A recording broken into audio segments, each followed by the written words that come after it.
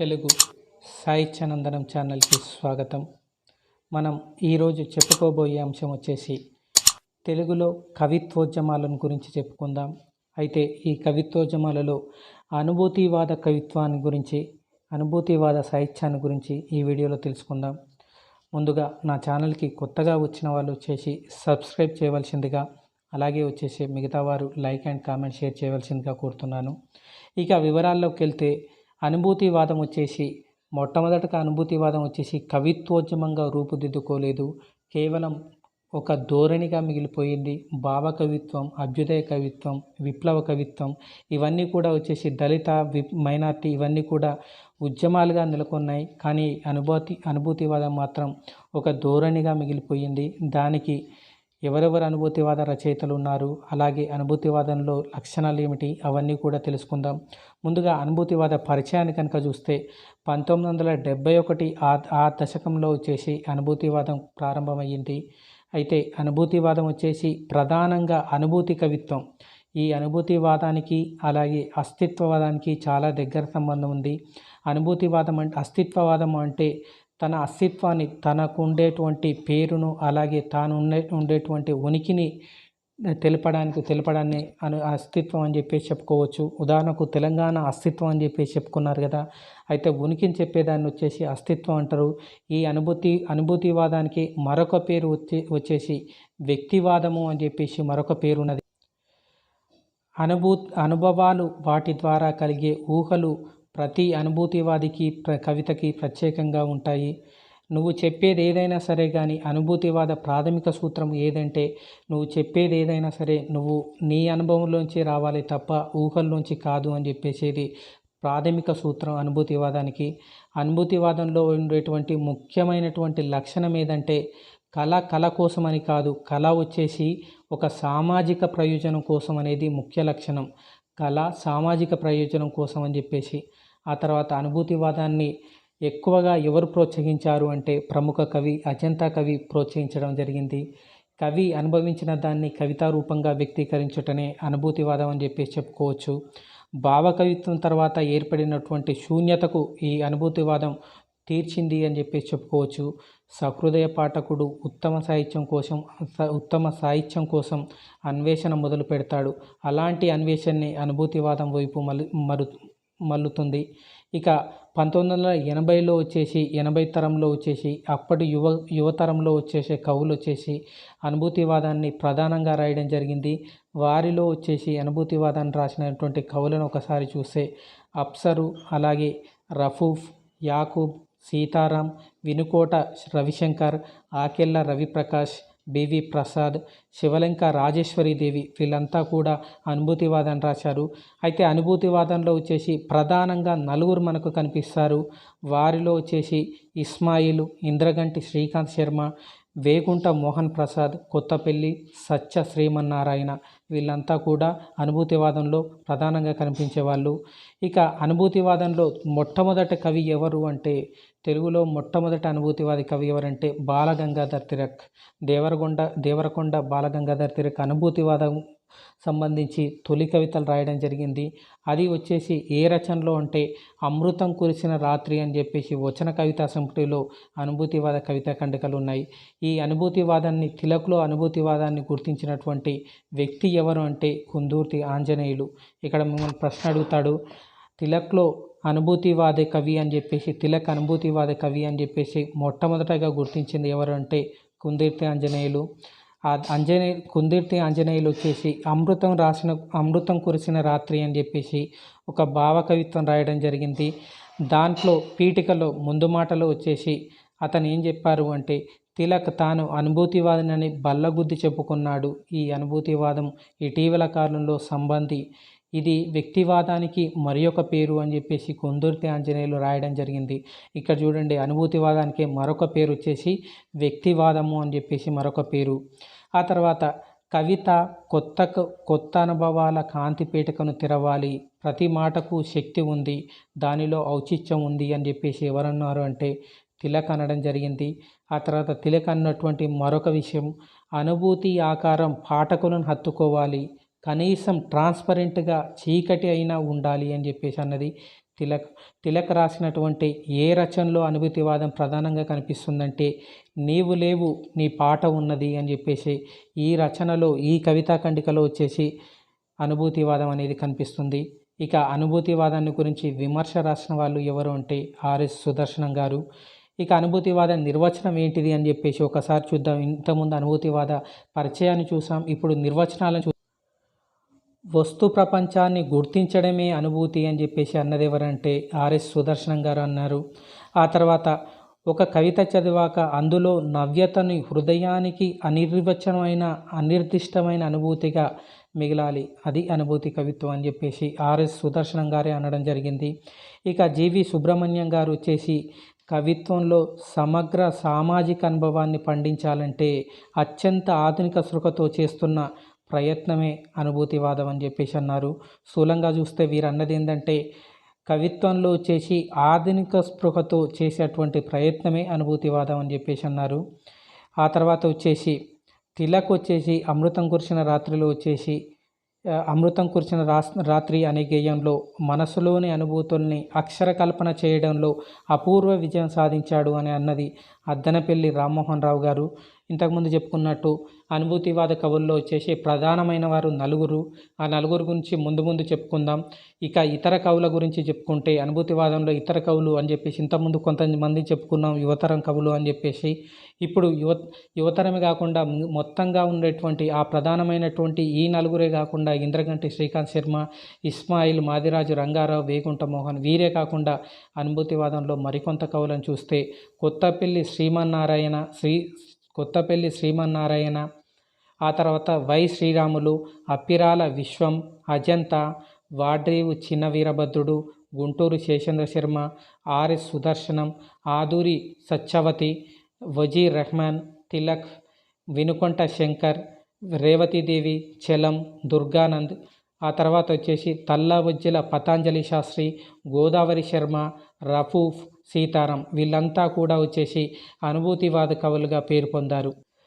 అనుభూతివాద కవులను వర్గీకరణ కనుక మనం చూస్తే అనుభూతివాద కవుల వర్గీకరణ చూస్తే ఇక్కడ ప్రధానంగా వచ్చేసి అనుభూతివాద కవులను ఎవరు వర్గీకరించారో అంటే ఆచార్య జీవి సుబ్రహ్మణ్యం గారు వర్గీకరించడం జరిగింది.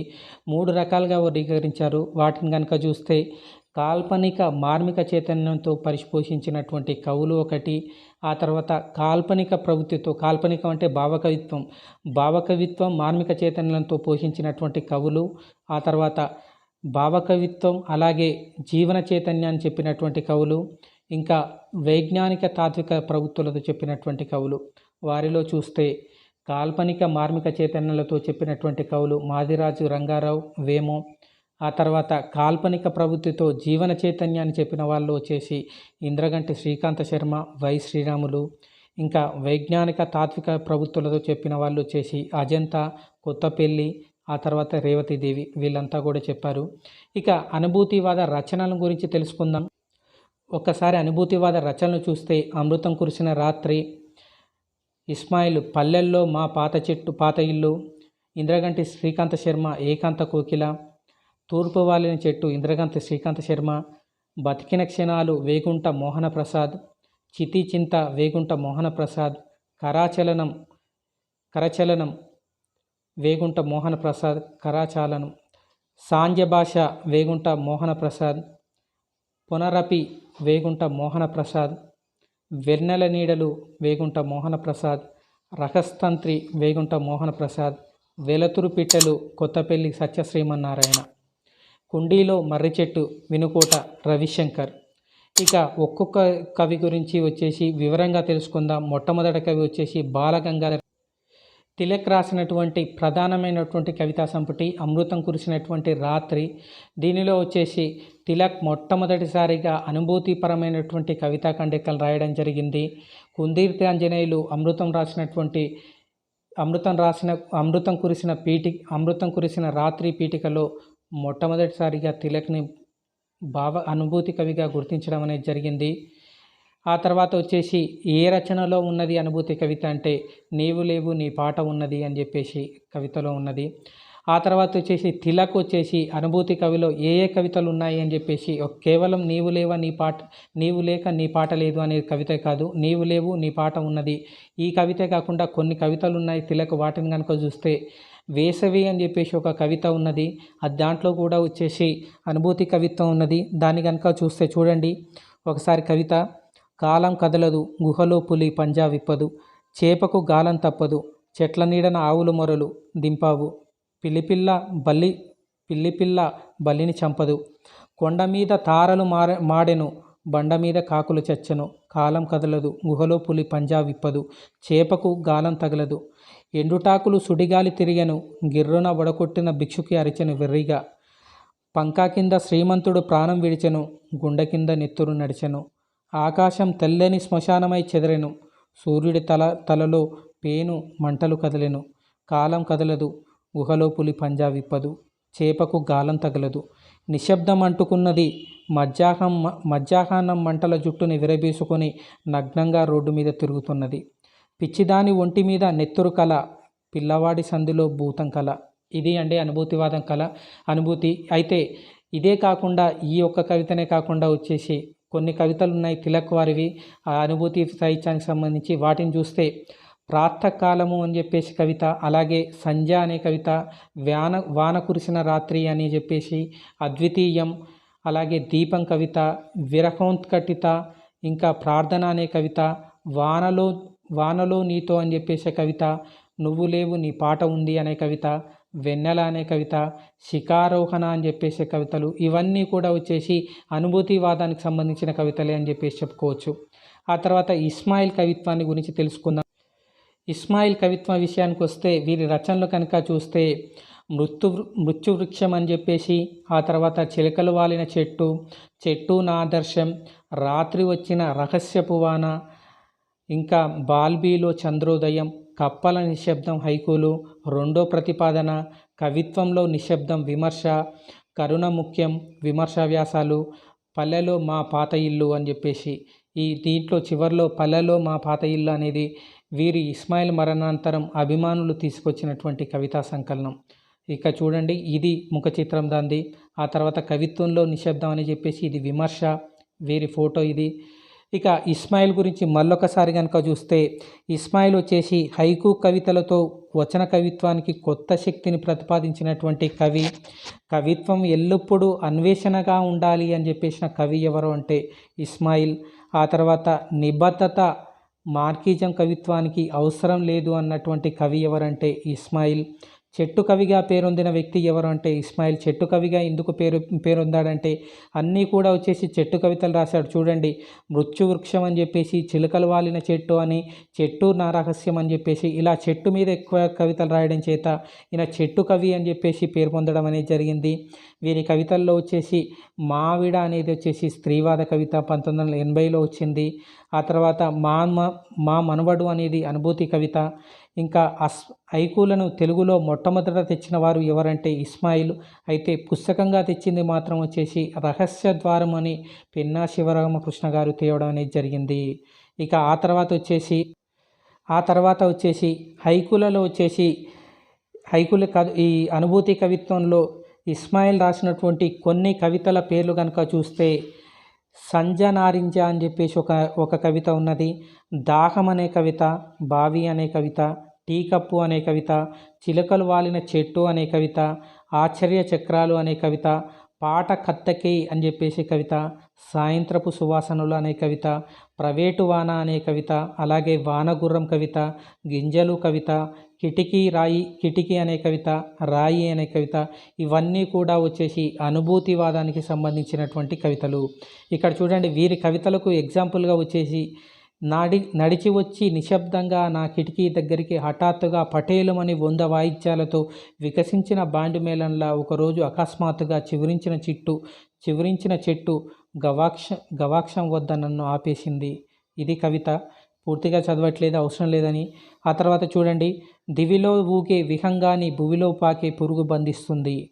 దివిలో ఊగే విహంగాన్ని, విహంగం అంటే పక్షి అని, దివిలో ఊగే విహంగాన్ని భువిలో పాకే పురుగు బంధిస్తుంది. గడియేని ఆగని సూర్యుడు గడియారపు బాహులు బంధిస్తాయి. పీతడెక్కల చంద్రుణ్ణి చేతులెచ్చి సముద్రం బంధిస్తుంది. తెగవాగే జలపాతపు నాలికని సెగలేసే గ్రీష్మం బంధిస్తుంది అని చెప్పేసి దీంట్లో భావుకథను అర్థం చేసుకోవడానికి కొంత శ్రమించాల్సి ఉంటుంది. పైన చూడండి చరణంలో ఆకాశంలో ఎగిరే పక్షి అని చెప్పేసి దివిలో ఊగే విహంగం అని చెప్పేసి అన్నాడు కదా. అంటే ఆకాశంలో ఎగిరే పక్షి ఆహారం కోసం భూమి మీదకి వచ్చిన పురుగును తినవలసిందే. ఆ తర్వాత అని చెప్పబడింది. మనిషి మనిషిని కలుపుతుందంటారు ఇస్మాయిల్. పైన ఆ తర్వాత చూడండి, గడియ ఆగని సూర్యుని గడియారం అనేది బంధిస్తుంది అని చెప్పేసి చెప్పాడు. పీతడెక్కల చంద్రుడిని చేతులెత్తి సముద్రం బంధిస్తుంది అని చెప్పేసి ఈ వివరణ అవసరం లేదు కాబట్టి చెప్పట్లేదు. మొత్తానికి ఇది గుర్తుపెట్టుకోండి. దివిలో ఊగే విహంగాన్ని భువిలో పాకే పురుగు బంధిస్తుంది. కవిత ఎవరు రాశారంటే ఇస్మాయిల్. ఆ తర్వాత కవిత చూడండి,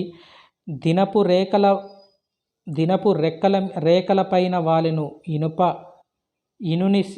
దినపు రేఖలపై వాలెను ఇనుని సీతాకోక చిలుక, పిట్టల పాటలు నీటల ఊటలు చెట్టులను చేరు కృషించి, నీడ మహాప్రేమి నీడలేడు గౌరాంగి గోడను అని చెప్పేసి ఒక కవిత. ఆ తర్వాత మావిడ అని చెప్పేసి 1980లోనే వచ్చేసి వీరు రాయడం జరిగింది. అయితే 1985లో స్త్రీవాదం రావడం జరిగింది. 80లోనే వీరు వచ్చేసి స్త్రీవాద కవిత రాశారు. చూడండి ఆ కవిత చూస్తే, అన్ని దిక్కుల్లా చేతులతో ఆకులతో చక్రమై జీవితబండిని టీవీగా నడిపిస్తుంది అని చెప్పేసి మావిడ అని చెప్పేసి స్త్రీవాద కవిత రాయడం జరిగింది. ఆ తర్వాత మా మనవడు అని చెప్పేసి ఒక కవితను రాయడం జరిగింది. ఇది కూడా అనుభూతివాదానికి సంబంధించింది. ఆ కవితను కనుక చూస్తే, నీ మార్కిజం మహాసముద్రం నిన్ను విడిచి ఏనాడో ఇంకిపోయింది, నీ చెవిలోని హోరు ఇంకా అది అనుకుంటున్నావు అని చెప్పేసి రాయడం జరిగింది. ఇది కూడా అనుభూతివాదానికి సంబంధించింది. నీ మార్కిజం మహాసముద్రం నిన్ను విడిచి ఏనాడో ఇంకిపోయింది, నీ చెవిలోని హోరు ఇంకా అదేనని అనుకుంటున్నావు అని చెప్పేసి ఇస్మాయిల్ రాయడం జరిగింది. ఇస్మాయిల్ రాసినటువంటి మరొక కవిత వచ్చేసి అనంతపురంలో గాడిదలు అని చెప్పేసి రాయడం జరిగింది. ఇది కూడా వచ్చేసి అనుభూతివాదానికి సంబంధించింది. ఆ తర్వాత వచ్చేసి ఇంద్రగంటి శ్రీకాంత శర్మ, వీరి కవిత్వాన్ని గురించి తెలుసుకుందాం. వీరి రచనలు కనుక చూస్తే, అనుభూతి గీతాలు అని చెప్పేసి కవితా సంకలనాన్ని ఎవరు రాశారంటే ఇంద్రగంటి శ్రీకాంత్ శర్మ. వీరు వచ్చేసి శిలామురళి అని చెప్పేసి వచన కావ్యం, ఏకాంత కోకిల అనే ఒక రచన, నిశ్శబ్దగమ్యం కవితా సంకలనం, పొగడపూలు అని చెప్పేసి గేయాలు, తూర్పు వాలిన సూర్యుడు అని చెప్పేసి నవల, క్షణికం అనే నవల, సాహిత్య పరిచయం అని చెప్పేసి సాహిత్య విమర్శను, ఆలోచన అని చెప్పేసి సాహిత్య వ్యాసాలను, శ్రీపాద పారిజాతం అనే యక్షగానాన్ని, కిరాతనార్జునీయం అని చెప్పేసి యక్షగానాన్ని ఈ రచనలు చేయడం జరిగింది ఇంద్రగంటి శ్రీకాంత శర్మ. అవే కాకుండా వచ్చేసి ఇంకా చూడండి, శ్రీ ఆండాల్ కళ్యాణం అని చెప్పేసి గంగావతరం అనే యక్షగానాన్ని, ఆకుపచ్చని కోరికలు అని చెప్పేసి నాటకాన్ని, అవతార సమాప్తి అనే నాటికను, మహర్షి ప్రస్థానం అని చెప్పేసి నాటికను, గాథావాహిని అని చెప్పేసి రచనను చేయడం అనేది జరిగింది. ఈ రచన చూడండి, మరొకసారి ముఖ చిత్రాలను చూడండి. ఇంద్రగంటి శ్రీకాంత్ శర్మ ఏకాంత కోకిల, ఇంటి పేరు ఇంద్రగంటి అని చెప్పేసి ఆత్మకథ రాయడం జరిగింది. ఆ తర్వాత వచ్చేసి తూర్పు వాలిన సూర్యుడు అని చెప్పేసి, ఇంకా ఉపనిషత్ కల్పతరువు అని చెప్పేసి ఆలోచన అని సాహిత్య వ్యాసాలను రాయడం జరిగింది. వీటిలో అనుభూతివాదానికి సంబంధించినవి చూడండి, అనుభూతి గీతాలు అని చెప్పేసి, ఊర్మిళను విడిచిన మర్నాడు అని చెప్పేసి ఒక రచన అనుభూతివాదానికి సంబంధించింది, కళ్ళు అని చెప్పేసి ఒక రచనను, శిలామురళి అని చెప్పేసి మరొక రచనను, వెన్నెల్లో గోదావరి అనే రచన, ఇవన్నీ కూడా అనుభూతివాదానికి సంబంధించింది. వీరి నవల వచ్చేసి తూర్పు వాలిన సూర్యుడు అని చెప్పేసి, విమర్శా గ్రంథాలు వచ్చేసి సాహిత్య పరిచయం, ఆలోచన అని, సంచలనం అని చెప్పేసి ఇవన్నీ కూడా విమర్శా రచనలు. కేవలం కవిత్వం కోసం కలం పట్టినటువంటి కవి ఎవరు అంటే శ్రీకాంత శర్మ అని చెప్పేసి అనడం జరిగింది. ఎవరన్నారంటే అజంతా అనే కవి అనడం జరిగింది. భావి నా ఉజ్వల నేత్రం అన్న కవి ఎవరు అంటే ఇంద్రగంటి శ్రీకాంత శర్మ. అనుభూతివాదాన్ని బలంగా సమర్థించిన కవి ఎవరు అంటే ఇంద్రగంటి శ్రీకాంత శర్మ. వారి రచనలో కవిత్వాలను కనుక ఇక్కడ చూడండి, దృశ్యాలు గతించాక మిగిలేవి అనుభవాలే కదా, అవి బాధిస్తాయి సాధిస్తాయి, అస్థిమితంగా పరిగెత్తుతాయి, పరిగెత్తిన వాళ్ళ పాదాల గుర్తులు రేపటికి బాటలు వేస్తాయి అని చెప్పేసి రాయడం జరిగింది అనుభూతివాదంలో. ఆ తర్వాత మరొక కవిత వచ్చేసి, స్వప్నం నా ఊతకర్ర, దీపం నాగనం, భవిష్యత్తు నుదిటి కన్ను, నిశ్శబ్దం గమ్యం అని చెప్పేసి అభిప్రాయాన్ని చెప్పడం జరిగింది. బావి నా ఉజ్వల నేత్రం అని చెప్పేసి అనడం జరిగింది. అనుభూతి గీతాలు అని చెప్పేసి ఒక కవితా సంపుటి రాయడం జరిగింది. స్వప్నం రంగుల వలయం, ఏ అంచున నీవు జన్మిస్తావో తెలియదు, ఆత్మ ప్రాకారంలోకి చొడబడతావు అని చెప్పేసి కవితను రాయడం జరిగింది. ఈ కవితల గురించి అనుభూతివాద కవితలు ఒకటి రెండే అడుగుతాడు కాబట్టి వాటిని మాత్రమే ఇవ్వడం జరిగింది. ఇంకా వచ్చేసి ఆ తర్వాత వేగుంట మోహన్ ప్రసాద్ వచ్చేసి అస్పష్ట కవి అని చెప్పేసి ఈయనకు బిరుదున్నది. ఇక్కడ చూడండి, వేగుంట మోహన్ ప్రసాద్ వచ్చేసి వారి రచనలు కనుక చూస్తే చితి చింత అని చెప్పేసి రచనలు, పునరపి అని, రహస్తంతి అని, నిషాదము అని, సాంజ భాష అని, బతికిన క్షణాలు అని, ఇది జీవిత చరిత్ర, సైలెంట్ సీక్రెట్ అని చెప్పేసి, దిస్ ఈజ్ టెన్స్ టైమ్ అని చెప్పేసి 175 తెలుగు కవుల ఆంగ్ల అనువాదాల సంకలనం ఇది. ఆ తర్వాత వచ్చేసి కరాచలనం అని చెప్పేసి ఒక వ్యాస సంపుటి రాయడం అనేది జరిగింది. ఇక వీరి రచనలు చూడండి, బతికిన క్షణాలు, ముఖ చిత్రాలు, చితి చింత అని చెప్పేసి, కరచలనము అని చెప్పి చాలనము అని, సాంజ భాష అని చెప్పేసి, సైలెంట్ సీక్రెట్ అని చెప్పేసి, పునరపి అని చెప్పేసి, వెన్నెల నీడలు అని చెప్పేసి, కవి సంధ్య అని చెప్పేసి, ఇంకా రహస్యంతి అని చెప్పేసి ఈ రచనలన్నీ కూడా చేయడం జరిగింది. కవిత్వం నాకొక మాయాలాంతరు లాంటిది అన్న కవి ఎవరు అంటే వేగుంట మోహన్ ప్రసాద్. కవిత్వం నాకొక మాయాలాంతరు అని చెప్పేసి అనడం జరిగింది. మోగా ప్రసిద్ధుడైనటువంటి కవి వేమో, ఈయన షార్ట్కట్లో వేగుంట మోహన్ ప్రసాద్ కదా, వేమో అనడం జరిగింది. ఆ తర్వాత విషాద కవిగా, అస్పష్ట కవిగా పేరొందినటువంటి కవి వేగుంట మోహన్ ప్రసాద్. ఆ తర్వాత చూడండి, ఇక్కడ విషాద కవిగా పేరొందిన మరొక కవి ఉన్నాడు. అతని పేరు వచ్చేసి ఆలూరి బైరాగి. వచ్చేసి విషాద కవి, నిరాశావాద కవిగా పేరొందాడు ఆలూరి బైరాగి. ఆ తర్వాత మో కవితా శైలి ఎట్లాంటిది అంటే రసవాద శైలి మో కవితా శైలి. మో కవితలు అర్థం కాని భావగీతాలు లాంటివి అని చెప్పేసి విమర్శకులు అనడం జరిగింది. ఇక్కడ చూడండి, లాస్ట్లో వచ్చేసి ఏమో అర్థం కాని రక్తి స్ఫురించేవే కానీ భావగీతములు మాత్రం కాదన్న కవి ఎవరంటే వేగుంట మోహన్ ప్రసాద్. ఈయన కవిత్వాన్ని గురించి ఇతరులు వచ్చేసి అర్థం కాని భావగీతాలు అంటే, ఈయన వచ్చేసి ఏమో అర్థం కాని రక్తి కట్టించే స్ఫూర్తిగిచ్చేవి భావగీతాలు మాత్రం కావు అని చెప్పేసి అన్న కవి వేగుంట మోహన్ ప్రసాద్.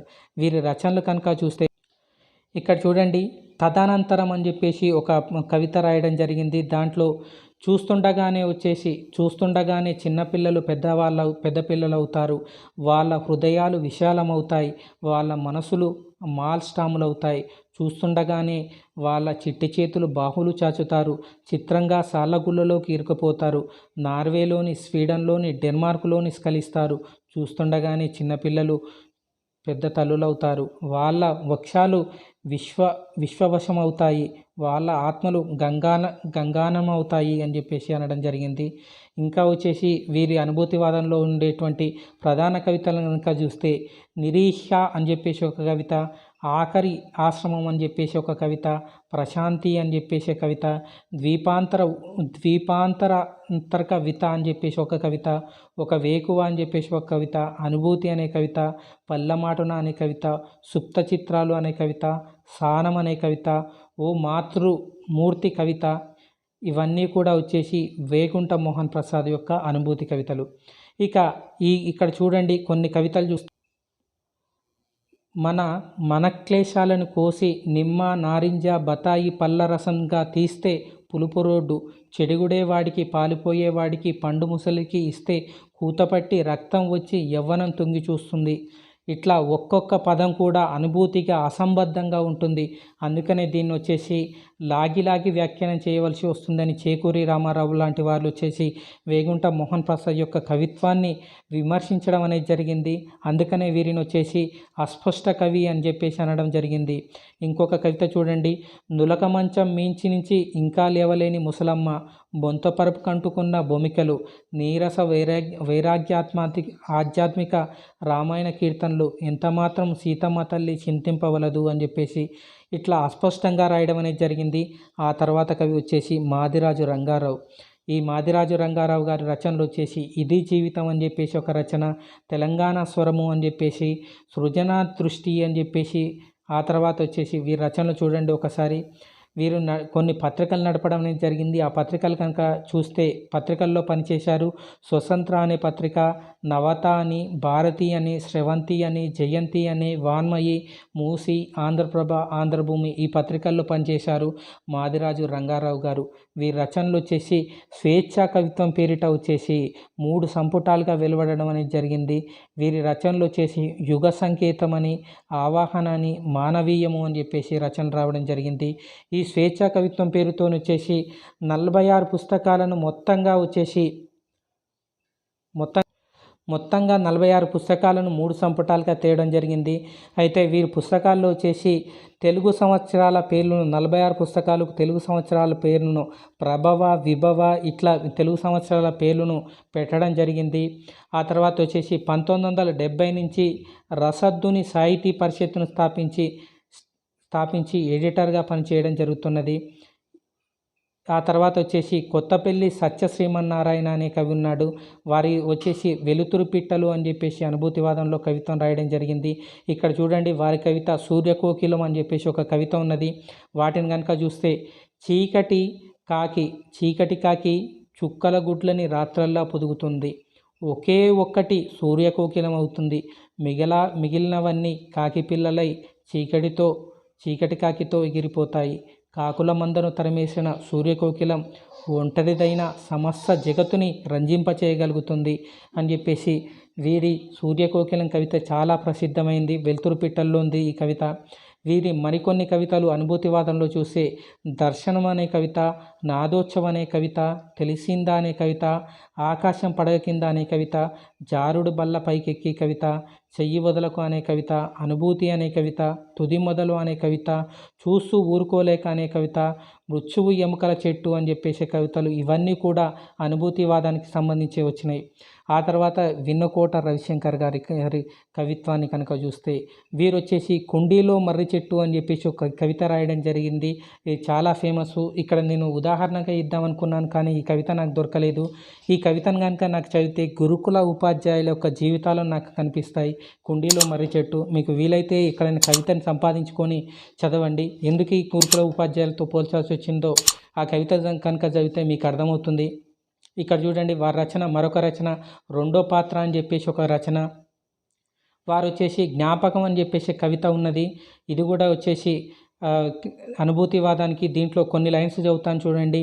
అమ్మ నీ జ్ఞాపకం ఫోటోలా దుమ్ము పడుతుంది, ఒకప్పుడు వేల చిత్రాలై నన్ను ఉక్కిరి బిక్కిరి చేసిన జ్ఞాపకం, అంతులేని చలనచిత్రమై నా కళ్ళల్లో కదిలాడిన జ్ఞాపకం, ఒకే ఒక్క గమనింపబడ్డ పటంగా మారి మనసులో ఏ మారుమూలనో గోడకు వేలాడుతుంది అనుక్షణం, ఆకాశంలా నోరు విప్పిన జ్ఞాపకం ఇప్పుడు ఏ మాటల మంత్రానికో గుహ తలుపులా తెరుచుకుంటుంది, ఒకప్పుడు జలపాతంలా కళ్ళల్లోకి ఉరికిన జ్ఞాపకం అప్పుడప్పుడు ఒక అశ్రుకణం మాత్రమే కనుకొనల్లో నిలుస్తుంది, నీ మాటే, నీ చూపే, నీ నడకే విశ్వరూపం దాల్చిన జ్ఞాపకం ఎప్పుడో నీ గురించి మాటగా మరుగుజ్జు రూపంలో దర్శనమిస్తుంది, మృత్యువు నీ స్పర్శతో తన మార్మిక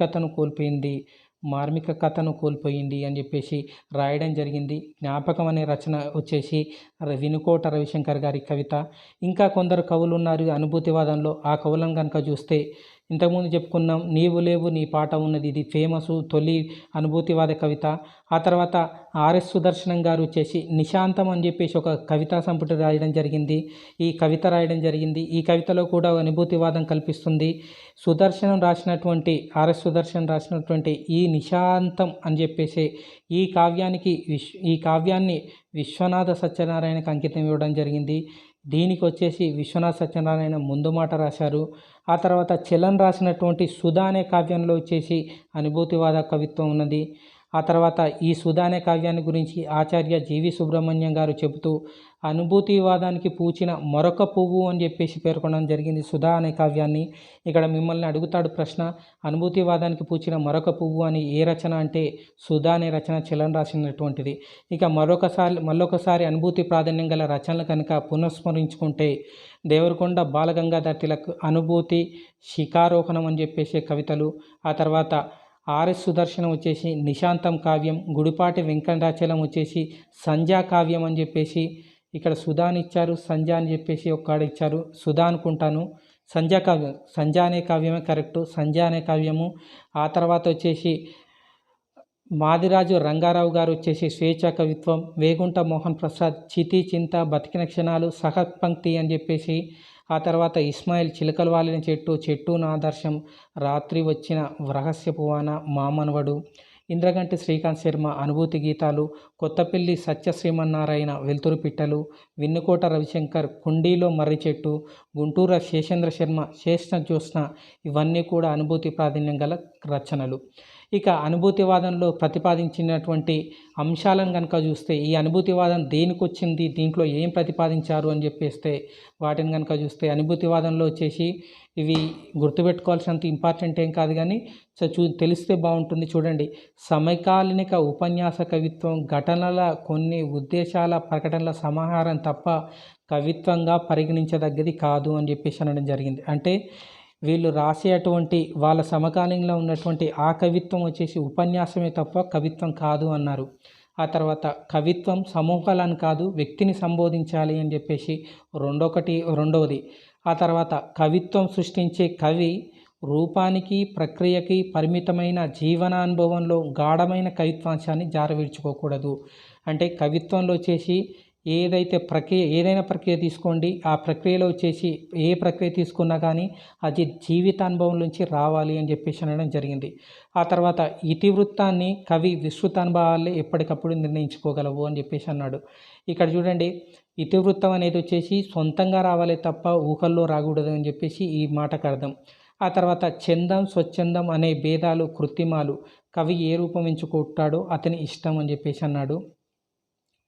ఆ తర్వాత వచ్చేసి కవిత్వం నిర్వచనాల నుంచి నినాదాల నుంచి విముక్తి కావాలి అని చెప్పేసి చెప్పినటువంటి కవిత్వం ఏది అని చెప్పేసి అడుగుతాడు. కవిత్వం నిర్వచనాల నుంచి నినాదాల నుంచి విముక్తి కావాలి అని చెప్పినటువంటి కవిత్వం ఏదేంటి? అనుభూతివాద కవిత్వం. ఆ తర్వాత సాంఘికంగా రాజకీయంగా కార్యాచరణ ద్వారా మాత్రమే పరిష్కారం కావాల్సిన ఉన్నటువంటి సమస్యల జాబితాలు, ఆక్రోశాలు, అభివృద్ధి కార్యక్రమాలు కవిత్వంగా పరిగణించదగ్గవి కావు అని చెప్పేసి అన్నది ఏంటి అంటే అనుభూతివాద కవిత్వం. కవిత్వం అంటే మనిషి అనుభవాల సారం, అది జీవితమంతా విశాల పరిసరాల్లో అనేక సందర్భాల ద్వారా వ్యక్తమవుతుంది. అనుభవాల ద్వారా కవి ఎంచుకోవడమే, ఏ విధి నిషేధాలు పనికిరావు అన్న కవిత్వం వచ్చేసి అనుభూతివాద కవిత్వం. అనుభూతివాద కవిత్వం గుంపులు కట్టి మనజాలదు అని చెప్పేసి, అంటే గుంపులే అంటే నేను మార్కిజాన్ని అని చెప్పేసి, లేకపోతే వచ్చేసి దళితవాదం అని చెప్పేసి ఇట్లా గ్రూపులు కట్టదు అని చెప్పేసి, అంటే ఏ వర్గానికి చెందదు అని చెప్పడం ఈ అనుభూతివాదం యొక్క కవిత్వం ప్రతిపాదించినటువంటి ముఖ్య అంశాలు ఇది అండి. ఇంకా వచ్చేసి అనుభూతివాదానికి సంబంధించి కొన్ని ప్రశ్నలు అడిగడం రిపీటెడ్గా ఒక్కసారి చూద్దాం. చూడండి, వచన కవిత్వంలో అనుభూతివాద కవులు ఎవరు అని చెప్పేసి అడుగుతారు. ఇంతకుముందు చెప్పుకున్నట్టు ఇస్మాయిల్, వేగుంట మోహన ప్రసాద్, ఆలూరి బైరాగి, ఇంద్రగంటి శ్రీకాంత్ శర్మ, మాదిరాజు రంగారావు మొదలైన వారు. ఆ తర్వాత ప్రశ్న, రాజకీయ అభిప్రాయాల పొలిమేరలు దాటి వైయక్తిక అనుభవాన్ని స్మరించిన చోట కవిత్వం అవతరించింది అని అనుభూతి కవిత్వాన్ని నిర్వచించిన వాళ్ళు ఎవరు అంటే ఇస్మాయిల్. చెట్టు కవి అని ఎవరిని అంటారు? ఇస్మాయిల్. చెట్టు నా ఆదర్శం, చిలకలు వాలిన చెట్టు కవితా సంపుటాలు ఎవరివి? ఇస్మాయిల్. ఆ తర్వాత దివిలో ఊగే విహంగాన్ని భువిలో పాకే పురుగు బంధిస్తుంది అనే కవిత ఎవరిది? ఇస్మాయిల్ది. నీ మార్కిజం మహాసముద్రం నిన్ను విడిచి ఏనాడో ఇంకిపోయింది అన్న కవి ఎవరు? ఇస్మాయిల్.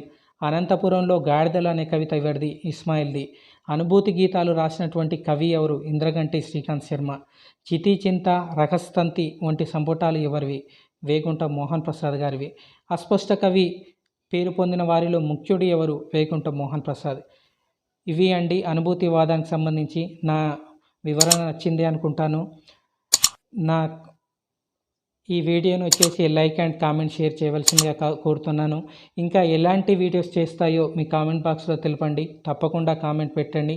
అలాగే లైక్ అండ్ షేర్ చేయవలసిందిగా కోరుతున్నాను. సబ్స్క్రైబ్